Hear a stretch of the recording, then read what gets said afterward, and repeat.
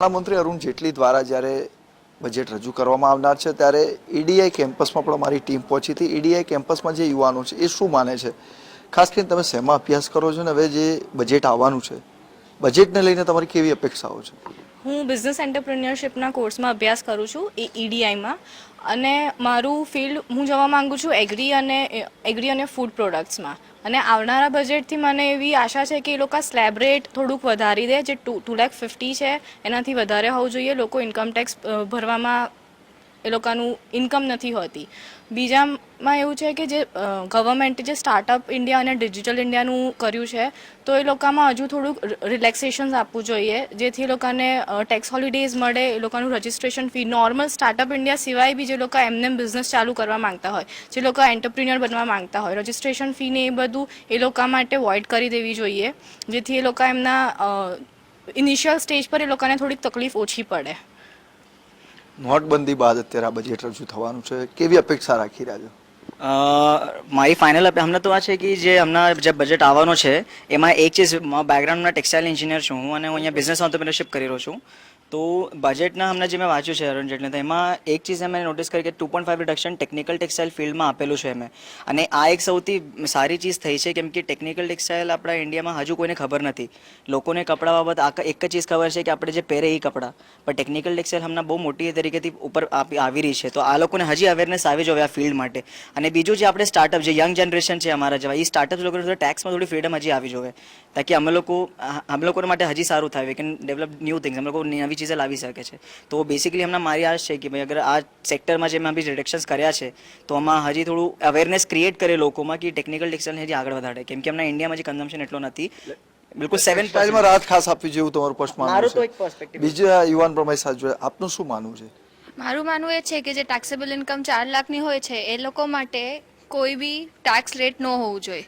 અને પ્લસ જે લોકો પેન્શન પર જીવે છે, જે રિટાયર્ડ છે, જેનું પેન્શન આવે છે, એમાં બી અત્યારે ટેક્સ લાગે છે. તો ન્યૂ બજેટથી હું એવું અપેક્ષા કરું છું કે એમાં બિલકુલ ટેક્સ ન લાગે. હવે જ્યારે સરકાર ડિજિટલ ઇન્ડિયા તરફ આગળ વધી રહી છે, કેશલેસ ઇન્ડિયા કરવા માંગે છે, શું અપેક્ષાઓ છે તમારી? અપેક્ષા તો એ જ છે કે ઓનલાઈન ટ્રાન્ઝેક્શન ટેક્સ જે થાય છે એ ઓછો થઈ જવા માટે આવે, તો વધારેમાં વધારે પીપલ ઓનલાઈન ટ્રાન્ઝેક્શન તરફ જઈએ. તમારું શું નામ છે, શેમાં અભ્યાસ કરો છો? મારું નામ દીપાલી છે, ઈડીઆઈમાં અભ્યાસ કરું છું અને બિઝનેસ ઓન્ટરપ્રિન્યોરશિપ કરું છું. દીપાલી, અત્યારે તારી કેવી અપેક્ષા છે બજેટને લઈને? સૌથી પહેલાં તો અત્યારે નરેન્દ્ર મોદીજીએ એક બહુ મોટું સ્ટેપ લીધું હતું, ડિમોનેટાઇઝેશન. એટલે અત્યારે સૌથી પહેલી અપેક્ષા તો એ જ છે કે ઓનલાઈન ટ્રાન્ઝેક્શન ઉપર જે બી અત્યારે ટેક્સ લાગે છે અમને, એ કટ થઈ જવા જોઈએ. સો દેટ અમે લોકો વધુ અને વધુ ઓનલાઈન ટ્રાન્ઝેક્શન કરીએ અને અમારું જે બિઝનેસ છે એ પણ ફટાફટ ગ્રો થાય અને કેશ અમને મળતી આવે. અને હવે બીજી વસ્તુ છે કે મારું જેમ છે એ એગ્રી બિઝનેસ છે, તો હું ઓબ્વિયસલી એક્સપેક્ટ કરીશ કે એગ્રીકલ્ચરમાં ગવર્મેન્ટ ઘણી સબસિડી અને ઘણી રાહતો આપે છે, પણ એક ફાર્મરને ઓલવેઝ વધુ ને વધુ નીડ હોય છે, કારણ કે એ માર્કેટ સાથે એટલો લિંક નથી હોતો. એટલે જો એને વધુ સબસિડીઓ મળશે અને એના રો મટીરિયલ્સ ઉપર અને એની ટેકનોલોજી ઉપર એને વધુ બેનિફિટ્સ મળશે તો એ વધુ આગળ વધશે. એટલે મારી એક્સપેક્ટેશન એ છે કે એગ્રી સેક્ટરને એક વધુ બેનિફિટ મળવું જોઈએ.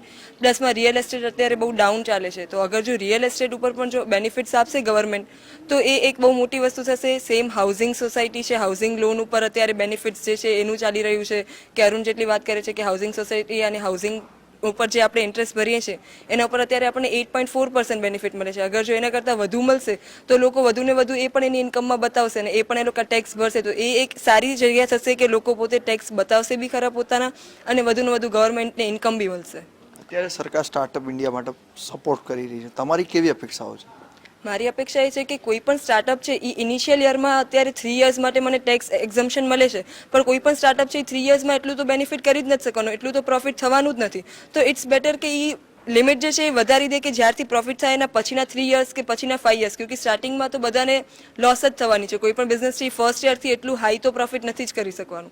એટલે મારી એક્સપેક્ટેશન એમ છે કે હું એઝ અ સ્ટાર્ટઅપ જ્યારે જાઉં ત્યારે મને જે વખતથી પ્રોફિટ થાય એના પછીથી મારી એક્ઝમ્પશનનું સ્ટાર્ટ થાય એ લેવલ, તો પછી મને 3-5 યર્સ સુધી બેનિફિટ મળે.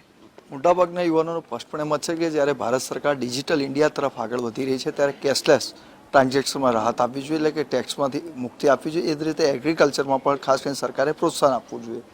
કેમેરામેન અમિત શર્મા સાથે હિતેન્દ્ર બારોટ, GSTV, ગાંધીનગર.